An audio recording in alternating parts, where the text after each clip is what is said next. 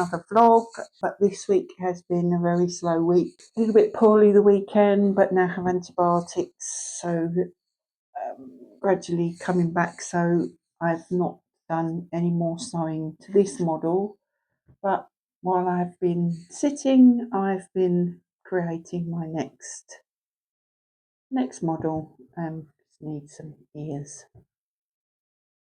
So this one will be a dapple grey, but I will hopefully carry on with this one, because if you remember the last video, I'm like, oh, fingers crossed, I should be a lot further along. And I'm not. I'm not further along at all. But I have just got ears to put on, nearly got another model to be painting. So that's about as far as things have gone this week, which is a bit of a disappointment because I really was hoping to be a lot further along. So I'm not really that happy this week, but it happens that way sometimes, doesn't it? So I may get a bit of painting done later on. I've got some other admin things to catch up on, and some house bits to catch up on. It does put you back, doesn't just put you behind. So I'm a little behind with everything, but I've got another pattern ready to cut. So as I said, I can sit and sew. So while I was a bit under the weather, I sat and sewed another horse. I obviously didn't sit at the table and do any painting, so all this side is still blank. But I will hopefully get myself sorted, get myself back into some form of. I'm just wondering whether it would be a good idea to write out an itinerary, but then I've tried that before and it just doesn't work, so I don't stick with it. It's been a slow week. Very slow week. So it'll probably be a short one. And then we'll come back with this one a bit further on. And detailing that side. This one with his ears on and coated. I thought they would be a lot different in size, but they're not. If you look, see, I think 5.5 inches, 5 inches at the wither, but this one's a bit higher in the bum, so their bums are more or less level. Yeah, it's going to be not much this week.